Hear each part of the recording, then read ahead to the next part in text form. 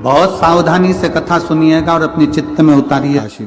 तुम एक ऐसे हो, तुम्हें मालूम है इतनी भीड़ पड़ रही है, तुम्हें मालूम है ट्रैफिक जाम हो रहा है, तुम्हें मालूम है निकलने में 2 घंटे लग जाएंगे, तुम्हें मालूम है टैक्सी मिलेगी, बस मिलेगी, कम मिलेगी, पता नहीं, तुम्हें मालूम है पानी गिरेगा, तुम्हें मालूम है भीड़ बहुत होगी, तुम्हें मालूम है कीचड़ भी पड़ रहा है, तुम्हें सब मालूम है, उसके बाद भी तुमने अपना रास्ता चेंज नहीं करा, उस रास्ते पर चलते रहे, चलते रहे, चलते रहे। 7 दिन तक इस भीड़ के रास्ते पर चलते चलते महादेव की कथा तक पहुंचे हो।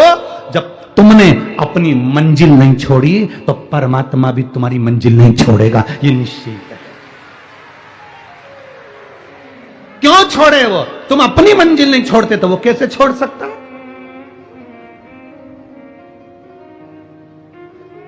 रास्ता वही चेंज करते हैं जिनको अपने आप पर भरोसा नहीं होता। तुम्हें भरोसा था मैं जाऊंगी, ट्रैफिक कितना भी हो, कैसा भी हो, मैं कथा में पहुंचूंगी, ये पक्का। तूने अपना भरोसा पक्का रखा इसलिए पहुंच गई।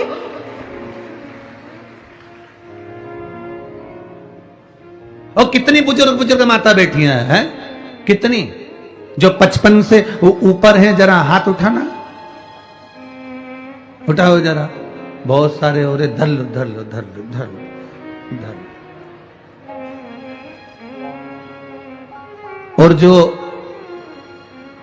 35 से नीचे हो, 35 से जो नीचे हो, हाथ उठाओ जरा। बहुत हो, रख लो रख लो, धर लो, भगवान भला करे तुम सबका।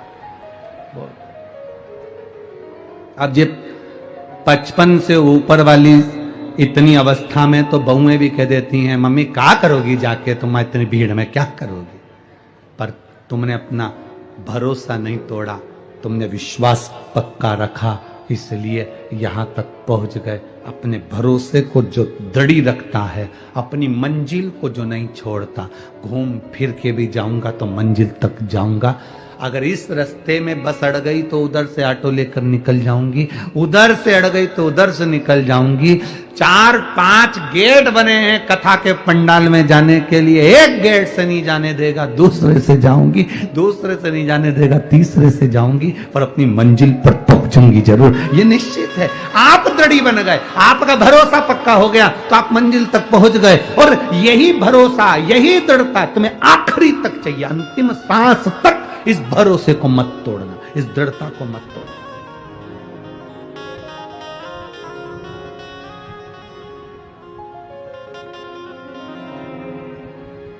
अंतिम सांस।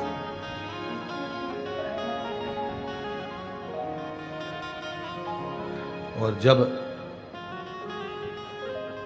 अंतिम सांस तक भी अगर तुम लड़ते रहे तो अपनी मंजिल निश्चित है।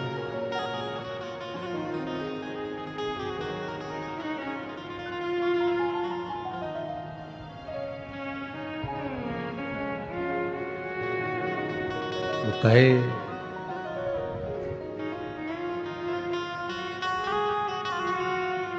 बड़ी दूर किनारा है,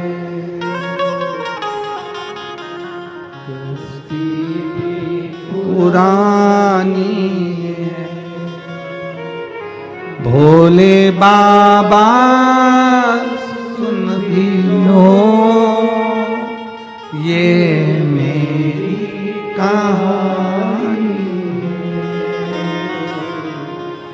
बड़ी दूर किनारा है, कश्ती भी पुरानी है, भोले बाबा सुन भी लो ये मेरी कहानी। बहुत उम्र भी हो जाए तो ये नहीं सोचना कि अब तो परमात्मा के पास जाना है, कई माताएं कहती अब तो मर जाऊं तो अच्छा, अब तो भगवान उठा ले तो अच्छा, अब तो भगवान ले जाए तो अच्छा। एक बूढ़िया थी, लकड़ी का काम करती थी, लकड़ी बीन के सिर पे रख कर बेचने जाती थी, बहुत थक जाती थी। जब जब थकती थी तब तब कहती थी भगवान अब तो तू उठा ले, मैं बहुत परेशान हो गई, उठा ले। एक दिन शंकर जी से पार्वती जी ने कहा ये रोज रोज कहती है उठा ले, तुम जाते क्यों नहीं हो उठाने के लिए? शंकर भगवान बोले अब की बार बोलेगी तो उठा लाऊंगा। बुढ़िया ने फिर कहा मैं बहुत परेशान हो गई, अब मुझसे बनता नहीं, तू तो उठा ले। भगवान भोलेनाथ जी आ गए और उन्होंने कहा चल मैं तुझे उठाने को आया हूं। इतने में बुढ़िया बोली, मैं मेरी नहीं बोल रही थी, मैं तो कह रही थी लकड़ी का गट्ठा उठा ले।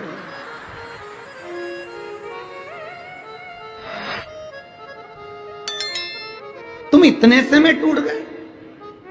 कोई कहता है मेरा पति चले गया तो मैं बहुत टूट गई, कोई कहती है मेरी पत्नी चली गई तो मैं टूट गई, कोई कहे मेरे साथ में ये घटना घट गई तो मैं टूट गया, कोई कहता मेरे साथ ये घटना घट गई तो मैं टूट गया, कोई कहे हम काम करते हैं पर फल नहीं मिलता तो मैं टूट गया। अरे मरते दम तक भी मत टूटो, बल तैयार रखो। कभी मत कहो कि अब तो भगवान उठा ले, बल्कि ये कहो कि अभी और जिंदा रहूंगी, भगवान भोलेनाथ को पृथ्वी पर बुला के रहूंगी, ये बल चाहिए।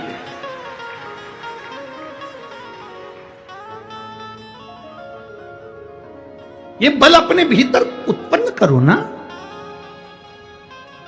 वो क्या कहते हैं, बुढ़ा तेरा,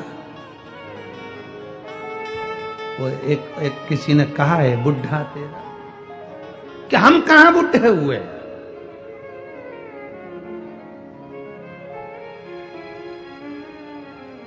और शंकर का भक्त, शिव का उपासक मरने से भी नहीं डरता। मौत को शिव का भक्त तो साथ लेकर चलता है, इसलिए साथ लेकर चलता है। शंकर का भक्त खुश होकर चलता है कि जिस दिन मर भी जाऊंगा उस दिन अगर ये चिता पर मेरी ये शरीर जल भी जाएगा तो भस्म तैयार हो जाएगी और वो भस्म शिव संभालेगा, इसलिए मुझे मरने से डर भी नहीं लगता। मृत्यु से क्या मतलब?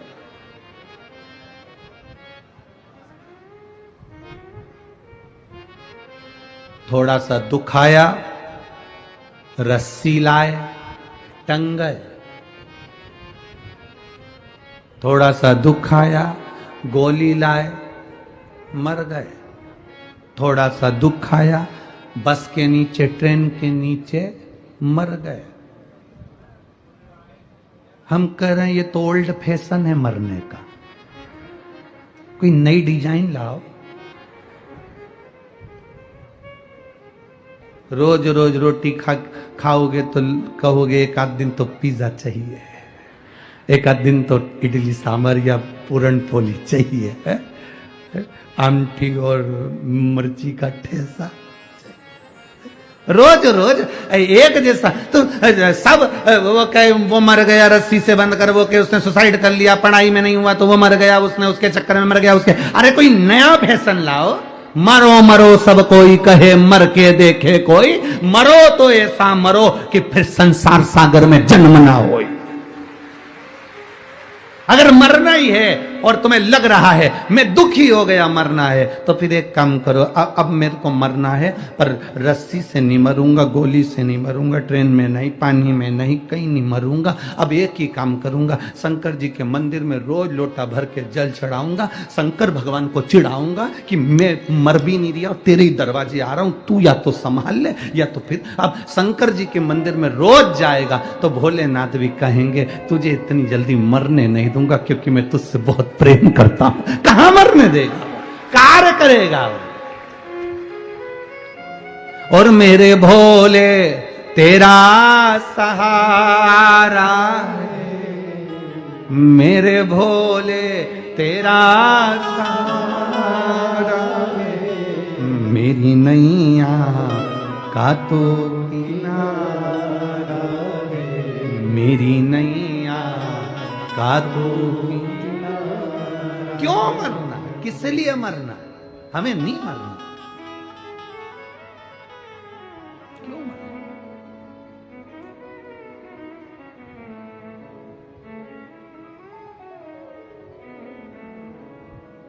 कितना ही कहे, हमें नहीं मरना। बिल्कुल 2-3 चीजें तो बिल्कुल पकड़ लो तुम जीजियो। मैं तुम्हारा निवेदन करूं तुम लोगों से, बिल्कुल सब भाई बहनों से निवेदन, बिल्कुल पकड़ लो इस चीज के, हमें चाहे कुछ भी हो जाए नहीं मरना।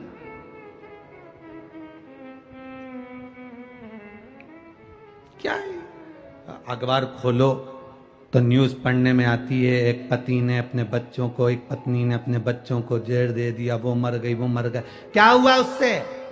तुम्हारे परिवार वालों को कोई फर्क पड़ा तुम्हारे मरने से? दुख आता है ना तो राह दिखाता है, तकलीफ आती है ना राह दिखाती है, कष्ट आता है ना राह दिखाती है।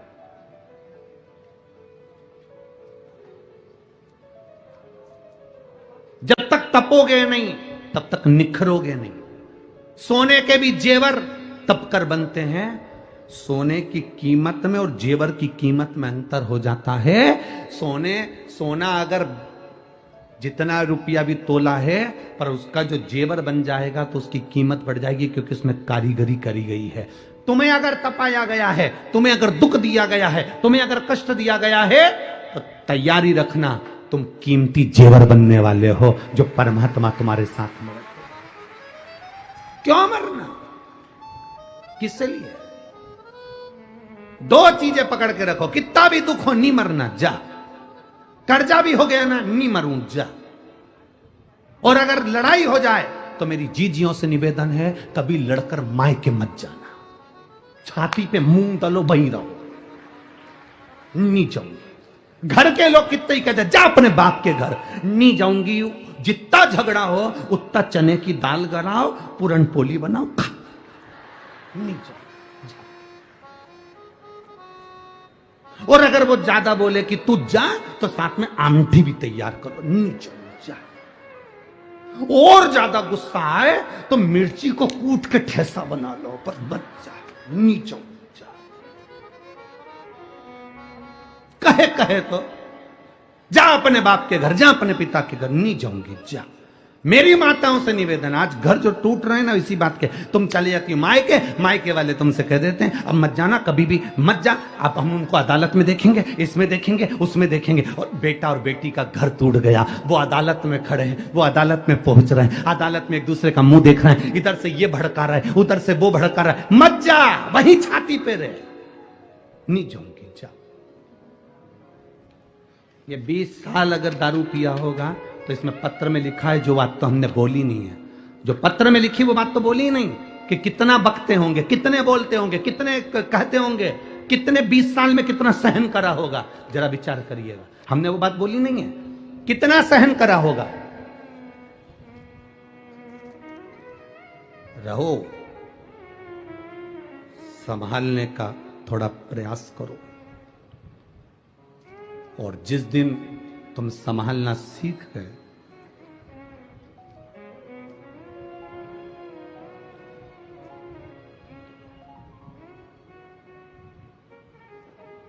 सफलता इश्क से नहीं मिलती है, सफलता रिस्क से मिलती है। अगर इश्क से सफलता मिल जाती तो बात दूसरी थी। सफलता तो रिस्क लेते हैं जब हम कंपटीशन में उतरते हैं, दुनिया का दबाव पड़ता है, टेंशन आती है, बहुत चिंताएं आती हैं, तब सफलता मिलती है। इश्क करने से सफलता नहीं मिलती, रिस्क लेने से सफलता मिलती है।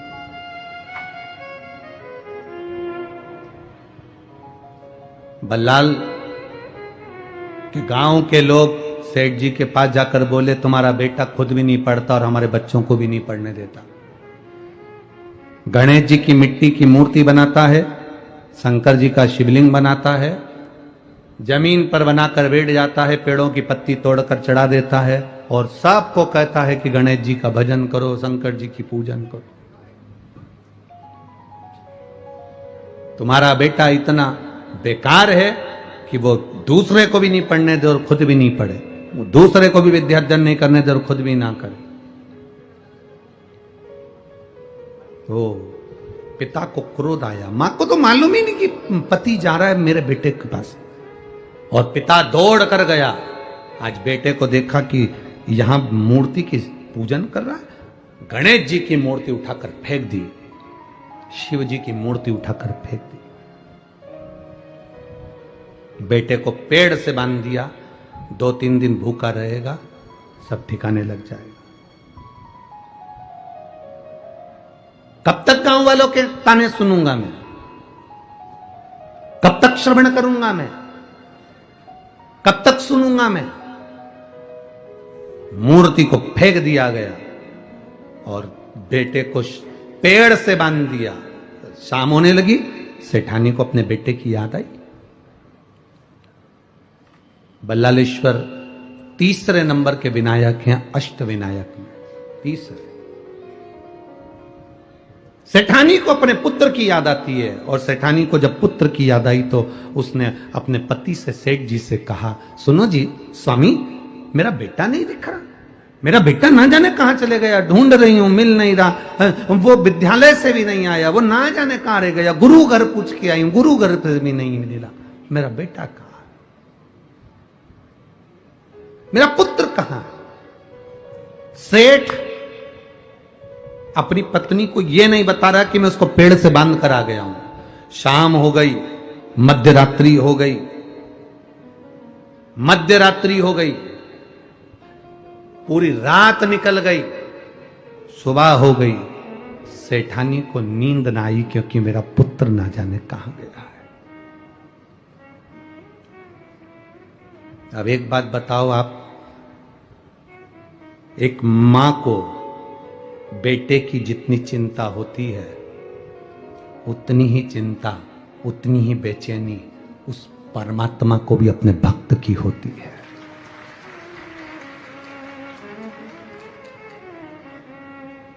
उतनी चिंता, उतनी बेचैनी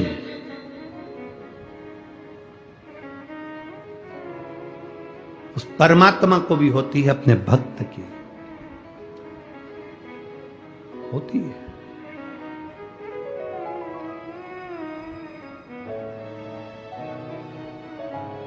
मिलन की आश उस परमात्मा को भी होती है, मिलन की आस उस परमात्मा को भी। तो कैसे मिले मेरा वो भक्त? मां जितनी बेचैन हो रही है अपने पुत्र से मिलने के लिए, एक रात हो गई, रात बड़ी भारी निकलती है, जब बेटा नहीं दिखे, छोटा सा बेटा, मात्र 8 वर्ष की आयु जिसकी, और वो बेटा ना दिखे तो मां की हालत क्या होगी? पिता चैन से सो रहा है क्योंकि उसको मालूम है मैं बांध कर आया, उसको मालूम है मैं पेड़ से बांधा, पर मां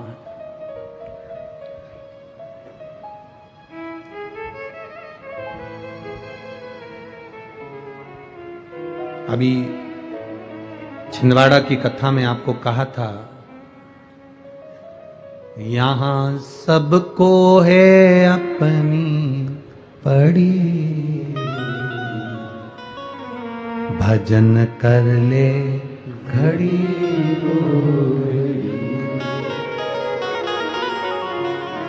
यहां सबको है अपनी पड़ी, भजन कर ले घड़ी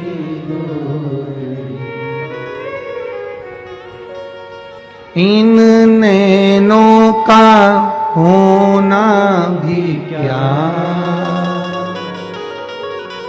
इन नैनों का होना भी क्या,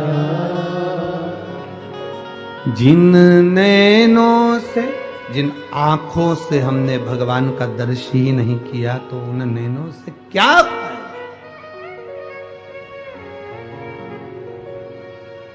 क्या लाभ?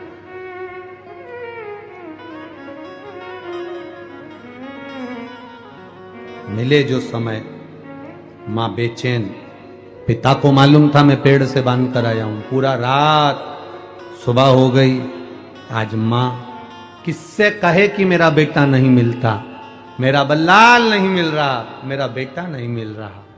ढूंढते ढूंढते मां थक गई।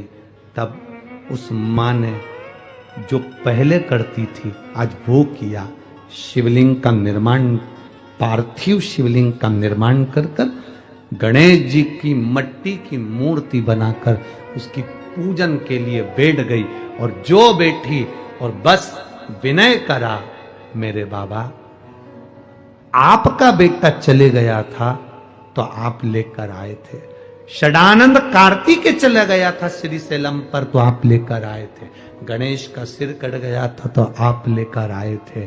बाबा अब मैं किससे कहूं, आपके बेटे को आप लेकर आए हो तो आपका बेटा मेरे बेटे को लेकर आएगा, ये मेरा भरोसा कहता है, ये मेरा भरोसा कहता है, ये मेरा विश्वास कहता है, ये मेरी दृढ़ता कहती है।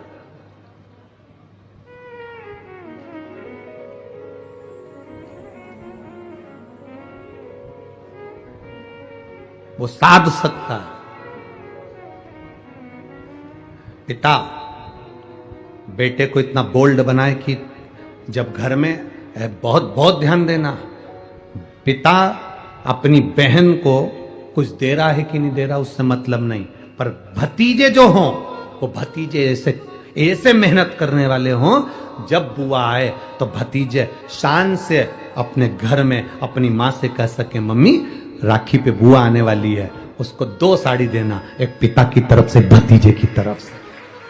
अब उसका भतीजा भी कमा रहा है, अब मैं भी कमा रहा हूं, देव बुआ आई है उसको देना। पिता से ज्यादा भतीजे का फर्ज बनता है कि अपनी बुआ को कुछ दे।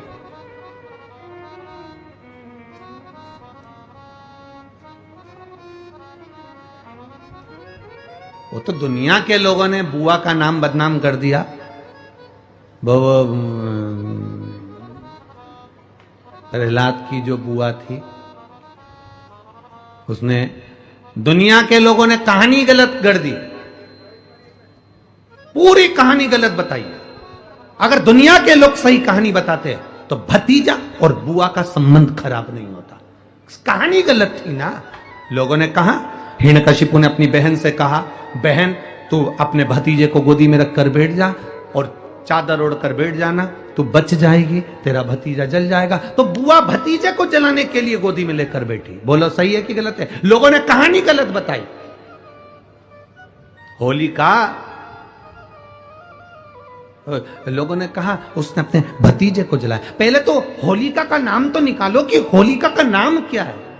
कथा वालों ने कह दिया हिरण्यकशिपु की बहन थी होलिका, वो अपने भतीजी प्रहलाद को गोदी में लेकर बैठ गई। वो प्रहलाद को हाथी के पांव के नीचे डाला, खोलते तेल में डाला, अग्नि में डाला, इसमें डाला, उसमें डाला, नहीं मरा। आखिरी में अपनी बहन से कहा होलिका तो अपने भतीजे को गोदी में लेकर बैठ जा। पहले उस होलिका का असली नाम तो लाओ, जिस होलिका का नाम विष्णु पुराण में डूंडा लिखा है। क्या नाम लिखा है? डूंडा। होलिका का असली नाम लिखा है विष्णु पुराण में डूंडा। इसलिए आज भी होली में लकड़ी नहीं जलाई जाती, मोटे मोटे डूंड जलाए जाते हैं, क्योंकि उसका नाम डूंडा है। और डूंडा बैठी अग्नि में, भतीजे को गोदी में लेकर बैठ गई। उसके पास में एक ब्रह्मा जी की चादर थी, जिसको ओढ़कर बैठ जाती थी तो आगी में जल नहीं सकती थी। डूंडा ने देखा चारों तरफ से आगी लग गई, मेरा भतीजा जल जाएगा। तो बुआ को लगा मेरा भतीजा जल जाएगा। बुआ वो होती है जो दुआ देती है, बुआ कभी बद्दुआ नहीं देती है। और डूंडा ने अपनी चादर को उतारा, आगी चारों तरफ से लग गई। बुआ को लगा मेरा भतीजा जल जाएगा, तो अपनी चादर उतार कर अपने भतीजे पे डाल दी और बुआ खुद जल गई, पर अपने भतीजे को नहीं जलने दिया। ये कथा है, पर लोगों ने उसको पूरी पलट दिया, पूरा पलट दिया। बुआ कब जलाई अपने भतीजे को?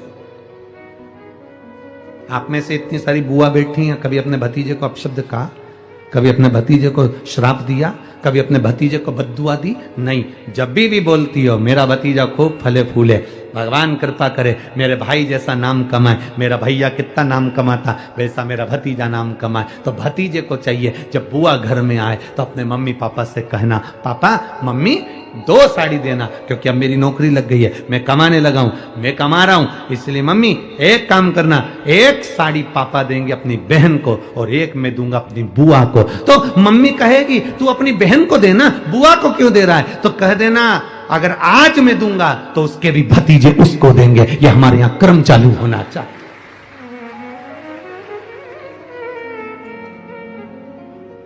पर करे क्या, 4 भाई, 1 साड़ी। बहन को जब देते हैं पैक करके, पूरी पैकिंग,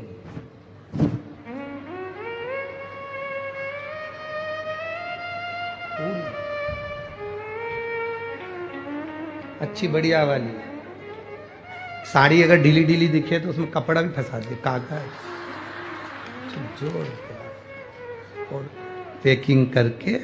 और 4 भाई 1 साड़ी, चारों भाई राखी बनवाने के बाद ऐसे हाथ लगा के देते हैं जैसे पूरे पुणे की प्रॉपर्टी दे रहे हो, पूरे पुणे की प्रॉपर्टी।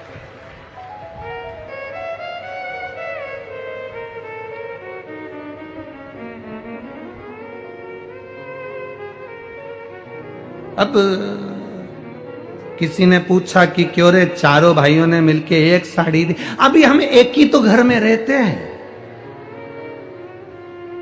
सब एक हैं, तो एक काम करा करो, 1 थाली खाने की लगाओ, 1 भाई खाना खाए, बाकी के सब टच करके बैठ जाओ। एक ही जगह तो रह रहे हो, एक ही थाली में काम। तुम्हारे टच करने से 4 भाई का 1 साड़ी में हिस्सा हो गया, तो तुम्हारा समोसा तुम खाओ, बाकी के 3 भाई टच करके बैठे, पेट नहीं भरा है। अपने को क्या करना, अपन तो अपनी साड़ी ओढ़ो दादा, अब करो क्या उसको, चित्त क्या, विचार करिए जरा, या भरोसा अपने भतीजा कहे नहीं देव, बहन बेटी को देने से कभी घटता नहीं है, कभी नहीं घटेगा, जिंदगी भर नहीं घटेगा। क्या घट रहा है?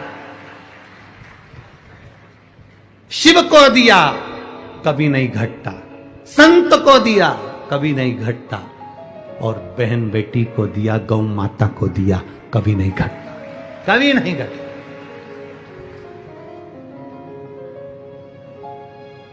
अभी हम कल की बात है, हम वो यहाँ पर जहाँ ठहरे हैं वहाँ पर बहुत सुंदर पर्यावरण है, बहुत सुंदर पेड़ पौधे लगे। तो हमने विजय भाऊ से कहा, अब शंकर भाऊ से तो मिलना होता नहीं ज्यादा, तो विजय भाऊ पकड़ाई में आ जाते। शंकर भाऊ तुम्हारी सेवा में लगे रहते हैं, विजय भाऊ हमारी सेवा में लगे रहते हैं। अब और वो लक्ष्मण भाऊ के जितने बच्चे हैं वो भी तुम्हारी सेवा में लगे रहते, तो फुर्सत। अब वो विजय भाऊ से हमने कहा, भाऊ तुम्हारे यहाँ पेड़ पौधे बहुत अच्छे लगे हैं, और हमने सुना है कि तुम पेड़ पौधे बहुत अच्छे लगाते हो, तो एक काम करो ना, कुबेर भंडारी ने तुमको बुलाया है कुबेरेश्वर धाम, थोड़े पेड़ पौधे वहां भी ना लगा दोगे? कुबेरेश्वर बाबा सेवा कम देता है, पर देता है तो दम से देता है। तो हमने उनसे कहा, तुम यहाँ पेड़ पौधे लगाते हो, थोड़ा कुबेर भंडारी पर भी आओ, कुबेरेश्वर धाम बाबा के धाम, वहां पर भी थोड़े अच्छे बड़े बड़े पेड़ लगाओ, बेलपत्री के लगाओ, बाबा को सुंदर आनंद आए। छोटा मोटा अब इतने बड़े बड़े पौधे लगा देते हैं, तो वो जो माता कंकर शंकर की पूजन करने आती, वो पेड़ पौधे ही उठा के ले जाती। हमने उनसे कहा कम से कम 15-15, 20-20 फीट का पेड़ लेकर आओ, और कम से कम कुबेरेश्वर धाम पर लगा, थोड़ा बड़ा तो लगाओ। अब वहां पर जो वृक्षारोपण करने आते हैं वो उसी में कहा ले, जैसे एक नेताजी एक बगीचे में पौधा लगा के जाते हैं, तीसरे दिन बकरी छार जाती। तो करो क्या इतना छोटा सा पौधा का, बड़े बड़े लाओ। तो तुम लगा सकते हो कि मैं पन पे थोड़े दिन अपने घर पे उसको बड़ा करो, तो लाओ। तो विजय भाऊ बोले, गुरुजी आप चिंता मत करो, बाबा ने अगर बुलाया है कुबेर भंडारी ने, तो मेरा भाऊ लक्ष्मण भाऊ, उसका भी एक आनंद होगा, और कुबेर भंडारी के बगीचे में हम भी पौधे लगाएंगे। ये बाबा की आनंद था। शंकर भाऊ, विजय भाऊ, हम तो यही कहेंगे, मिले सेवा करो, दिल से करो। बहन बेटी को दिया घटता नहीं, गौ माता को दिया घटता नहीं, संत सन्यासी को दिया घटता नहीं, और अपने माता पिता को दिया कभी नहीं घटता, क्योंकि माता पिता मरने के बाद तुझे ही देकर चले जाते हैं। तुझे स्वयं देकर जाएंगे। क्या एक रात पूरी हो गई, मां बेचैन हो गई। जितनी मां बेचैन होती है उतना भगवान बेचैन होता है। कह दिया मां ने, पार्थिव शिवलिंग का निर्माण कर कर, पार्थिव गणेश का निर्माण कर कर, प्रार्थना कर कर कहा, शंकर भगवान आप अपने पुत्र को लाए थे और आपका पुत्र मेरे पुत्र को लाएगा। जवाबदारी आपके पुत्र की है, जवाबदारी आपके बेटे की है। जब बेटों पर जवाबदारी आती है तो फिर वो जवाबदारी बड़ी प्रबल होती है, बड़ी प्रबल। शिवलिंग बना लिया, गणेश बना लिए, पूजन में लग गई। सेठ आया, सेठ ने आकर अपनी पत्नी सेठानी से कहा, मुख से कहा, तेरा बेटा भी यही करता था, तेरा बेटा यही काम करता था और तू भी यही कर रही है। ये माता के गर्भ के संस्कार है। ये हमारे संस्कार हमारे बच्चों में आते हैं।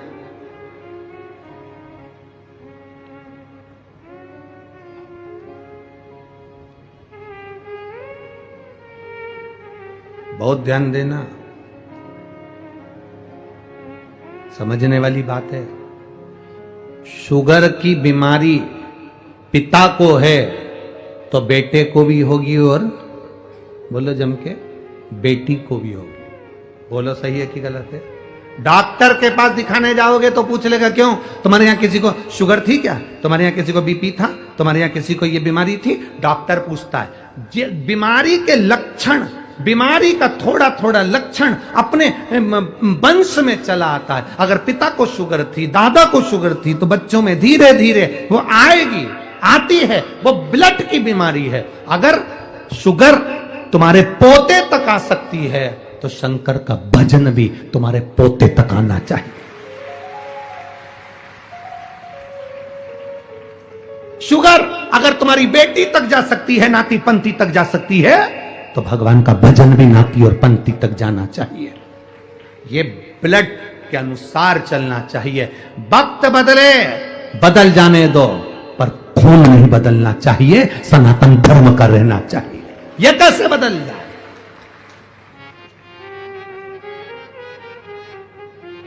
अपना रक्त नहीं बदलना चाहिए। लोग कहते हैं अरे तुम्हारे सनातन धर्म में, तुम्हारे हिंदू धर्म में, तुम्हारे सनातन धर्म में क्या रखा है? जबरदस्ती के ढोंग प्रपंच लगा कर बैठे हो। क्या रखा है सनातन धर्म में? उनसे कह देना झूठा खा लूंगा पर किसी दूसरे धर्म में नहीं जाऊंगा, अपने धर्म को महान बनाऊंगा, सनातन धर्म की श्रेष्ठता पाऊंगा, नहीं भटकूंगा। क्यों भटकूं? दूसरे धर्म के लोगों के लिए बहुत सारे देश हैं, दूसरे धर्म के लोगों के लिए बहुत सारे देश हैं, बहुत देश। पर मेरे भारतीयों के लिए, मेरे सनातनियों के लिए कोई बहुत सारे देश नहीं है, केवल एक भारत देश है। और ये बचा लिया तो बच, केवल एक। अगर दूसरे धर्म के लोग अगर यहां से चले भी जाएंगे तो दूसरे देश में पहुंच जाएंगे, क्योंकि उनके देश बसे हुए हैं, उनके देश, उनके धर्म के देश बसे हैं। पर कोई भारतीय देश, कोई भारतीय देश एक आध बता दो, एक आध देश का नाम बता दो जो भारतीय हो, जो सनातनी हो। सनातनियों के लिए, भारतीयों के लिए केवल एक देश, और ये भारत देश, इसके सिवा कुछ नहीं। कहां जाओ? अपना घर छोड़कर कहां जाओगे? इसी में रहना। चंदन है इस देश की माटी, तपोभूमि हर ग्राम है, हर बाला देवी की प्रतिमा, बच्चा बच्चा राम है। हर एक में परमात्मा समाया। ये केवल एक भारत ही तो ऐसा है, केवल भारत। यहां पत्थर को भी प्राण दिया जाता है और उसकी प्राण प्रतिष्ठा करी जाती है, वो भारत के सिवा कहीं नहीं होता। पत्थर को भी प्राण दिया जाता है, वो भारत के सिवा कहीं नहीं होता। बाजार में जाओगे, गणेश जी की मूर्ति मिल रही है, मिल रही कि नहीं मिल रही? अरे बोलो जम के जरा। बाजार में जाओगे, गणेश जी की मूर्ति मिल रही है, खड़े हो जाओगे, माताएं खड़ी हो जाएगी। क्यों? वो गणेश कितने का है? 551 रुपए का। ओ इतना बड़ा तुमने अभी आगे देखा था, वो तो 351 में दे रहा था। हम भगवान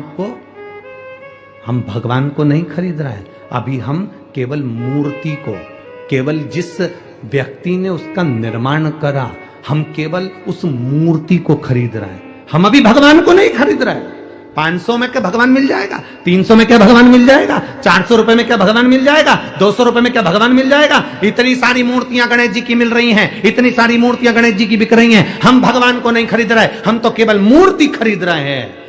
भगवान तो तब होगा जब हम उसको खरीद कर घर में लाएंगे, स्वस्तिक बनाकर बिठाकर पूजा करेंगे, उसमें हम प्राण देंगे 10 दिन के लिए, तो वो प्राण प्रतिष्ठा हो जाएगी।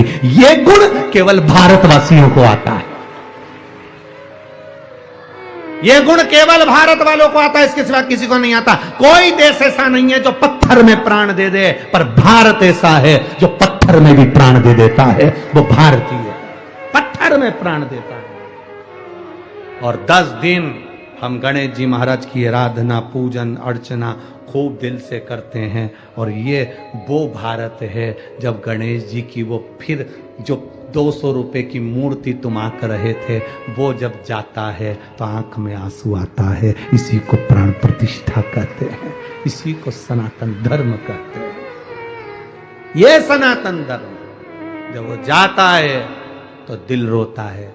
बाबा, ओ बाबा गणेश जी, गणपति बब्बा मोरिया ऊर्जा वर्षी, कब आओगे वापिस?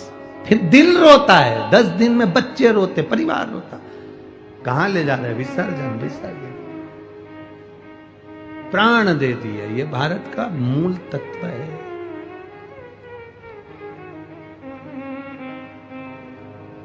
इसीलिए शिव तत्व कह रहा है, भगवान शंकर का संवाद कर,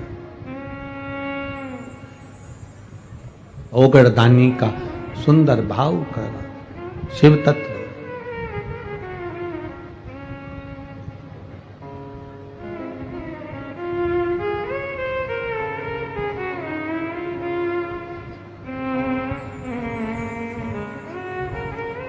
और जब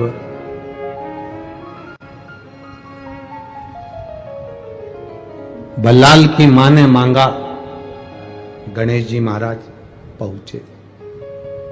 विश्वास दृढ़ी था ना। अब ये नहीं कहा कि शंकर जी तुम जाना, तुम्हारा बेटा मेरा बेटे को लाएगा। तुम्हारा बेटा मेरे बेटे को लाएगा, और मेरा बेटा नहीं है वो भी तुम्हारा ही है। अभी तक हमने अपने संबंध बनाकर रखे, आप अपने संबंध छोड़कर परमात्मा का संबंध बनाइए। रिश्तेदारी अच्छी रखोगे तो कोई भी मिल लेगा, कोई भी। तुम्हारी पहचान ही नहीं है,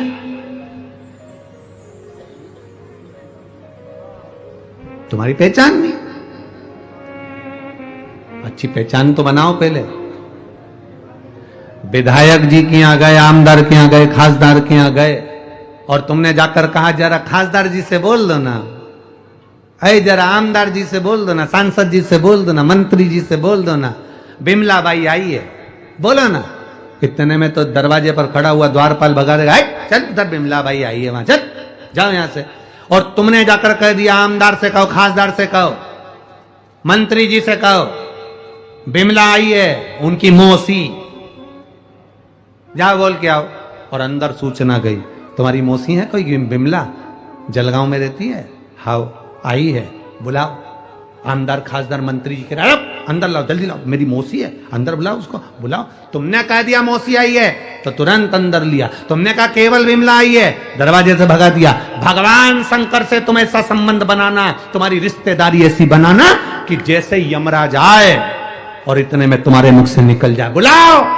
कह दो भोलेनाथ जी को, कह दो यमराज को, किसको लेने आया है, किस। नमस्तु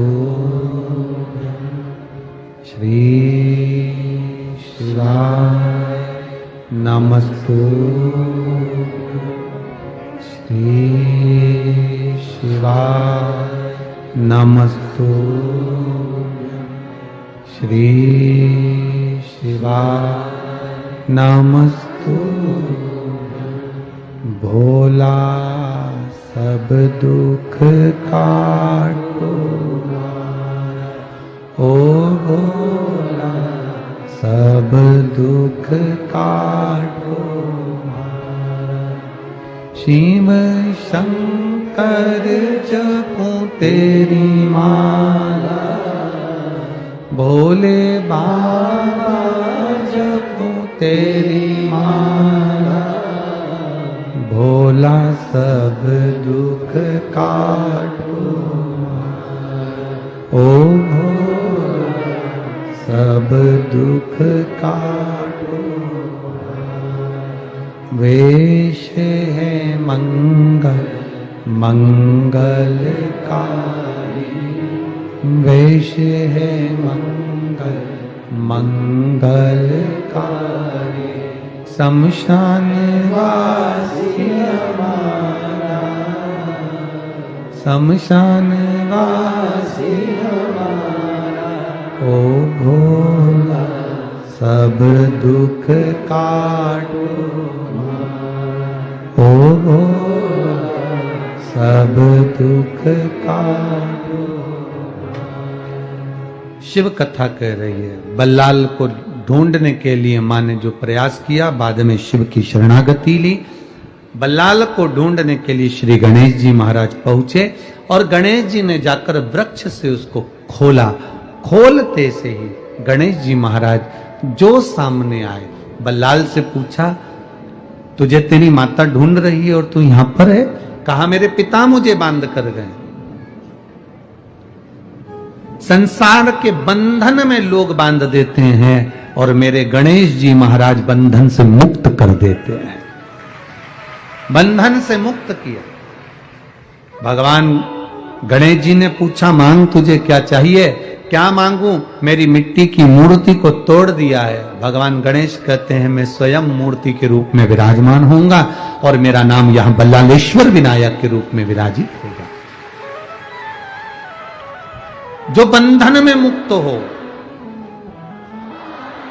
जो बंधन में बंधा हुआ हो, बंधन में लगा हुआ हो, उसे बंधन से मुक्त होना है तो बल्लालेश्वर विनायक का दर्शन करना चाहिए। अष्ट विनायक में तीसरे नंबर के विनायक है बल्लालेश्वर। चौथे नंबर पर वरद विनायक आ जाते हैं, जो दिन रात अपना द्वार खोलकर वरदान देते रहे, दिन रात। और महाराज एक ऐसे राजा जिनके घर में संतान का सुख नहीं है, जब हर तरह से व्यक्ति हारे तो परमात्मा की शरणागति क्यों नहीं जाता? एक पत्र एक बेटी ने लिखा है,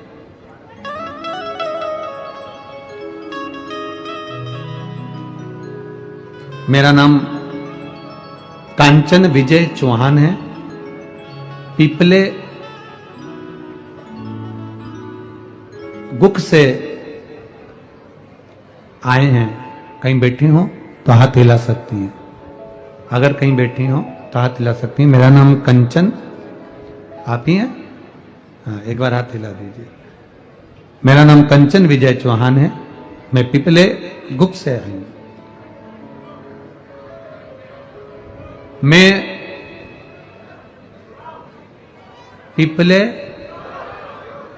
गुरव, तुम समझ गए ना? मुंह ले तुम्हारा समझ ना हो, फिर भी बाबा की कृपा पिपले गुरव से आए। ठीक है, सही पकड़े? हाँ ठीक है। गुरुदेव, मैं लोगों के बहकावे में आकर सनातन धर्म को छोड़ दिया था और क्रिश्चियन धर्म में पहुंच गई थी। गुरुदेव, सनातन धर्म को लोगों ने इतना कहा तो मन मेरा बदल गया और मैं दूसरे धर्म की ओर पहुंच गई। पर गजब की शिव पुराण है आपकी कि क्रिश्चियन धर्म से वापिस सनातन धर्म में लिया ही नहीं। गुरुदेव, मेरी बेटी गर्भ में ही बीमार थी, गले में गांठ थी, दिल में 7 mm का छेद था, जुबान मोटी थी। डॉक्टर ने कह दिया था तुम्हारा गर्भ में जो बच्चा है वो ठीक नहीं है, उस बच्चे को मत रखो। पर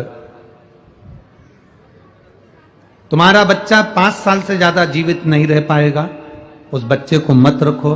उसके हृदय में छेद है 7 mm का, शरीर में गले के अंदर एक गांठ है, जीवान उसकी मोटी है, आप उसको मत रखो। फिर भी मैंने उस बच्चे को जन्म देना चाहा। जब बच्चा गर्भ में था तो मेरी माता ने भी कहा तू चिंता मत कर, बाबा का भजन कर। मेरी माँ शिव की कथा में अपने दिल को लगाती है बाबा, उन्हीं माँ ने आपकी कथा सुनना बताया और मैंने सुनना प्रारंभ करा। बच्चे का जन्म हुआ, उसके दिल में 7 mm का छेद, गले में गांठ, जीवान मोटी, जिसका मैं फोटो भी लगा रही हूं। मेरे बाबा के भरोसे रहो। मेरी मां ने कहा अगर बेटी को इतनी तकलीफ है तो तू और बेटी दोनों टीवी के सामने बैठकर कथा सुना कर। मैं मानने को तैयार नहीं, क्योंकि हम इसको माने कैसे, हम तो चेंज हो गए। पर दुख का व्यक्ति क्या ना करता। मैंने विश्वास कर कर आपकी कथा सुनना प्रारंभ करी। डॉक्टर ने 1 साल तक ऑपरेशन करने के लिए कहा और इसके हृदय के छेद का ऑपरेशन होना है और इसके गले में जो गठान है उसका ऑपरेशन होना है और जीवान जो मोटी है उसका ऑपरेशन होना है। बच्ची का फोटो आप लोग टीवी चैनल पर लाए हो, बच्ची को ले आओ जरा, अगर बच्ची आई हो तो लेकर आओ, उसको ले आओ।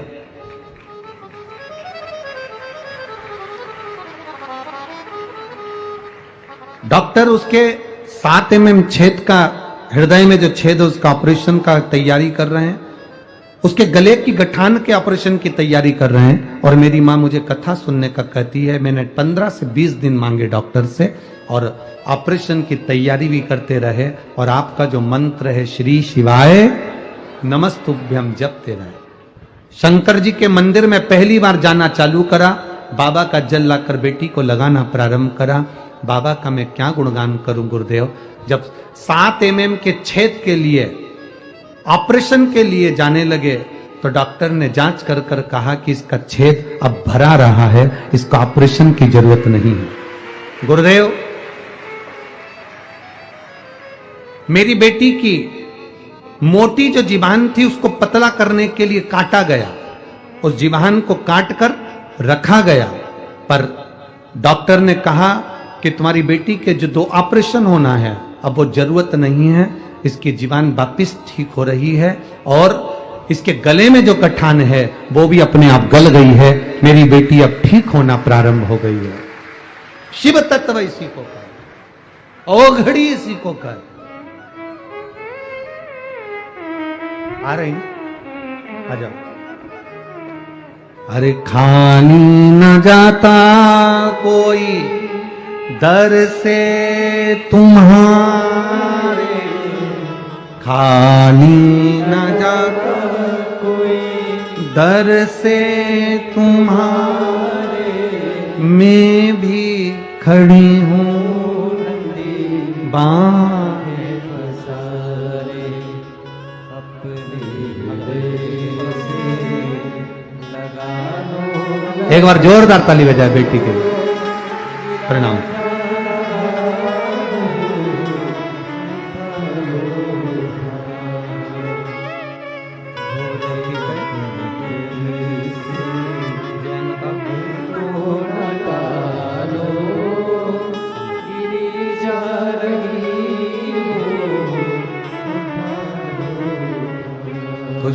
एक बार जोरदार ताली बजा बेटी के लिए। बहुत बहुत बाबा की शिव तत्व में क्या नहीं है। एक पत्र और बड़ा सुंदर आया है, देखिए इस पत्र को। एक पत्र है, मैं मनीषा, रायपुरे, गांव हरसोड़ा, जिला कुल ठाणा, ठीक है, कुल ढाणा, ठीक है, तहसील मलकापुर, से आई हूं। कहीं बैठी हैं? कहीं बैठी हैं? हाथ हिला सकती हैं अगर कहीं बैठी हो तो। है उधर? ठीक है, हाथ हिला दो। बच्चा आया साथ में? गोदी में लो उसको। हाँ ठीक है, ला सकते हो, धीरे धीरे उसको लेकर आओ। मैं मनीषा, रायपुरे गांव हरसोड़ा, जिला कुलढाना, तहसील मलकापुर से आई हूं। मेरा बच्चा आर्यन, जिसको अचानक से एक रोग हो गया जिसमें शरीर की नसें सब चोक होने लगी और वो चलने में असमर्थ हो गया, चल नहीं पाता था। डॉक्टर के अनुसार इसका रोग का कोई इलाज नहीं है, पर मैंने मेरे बाबा की कथा में सब कुछ देखा है। मैं टीवी पर आपके पत्र सुनती थी तो मेरा भी विश्वास जागा कि मेरे बेटे को मेरा बाबा चला सकता है, दूसरा कोई नहीं चला सकता। डॉक्टर ने कह दिया था इस बीमारी का इलाज नहीं, चल नहीं पाएगा, ये धीरे धीरे और बेकार हो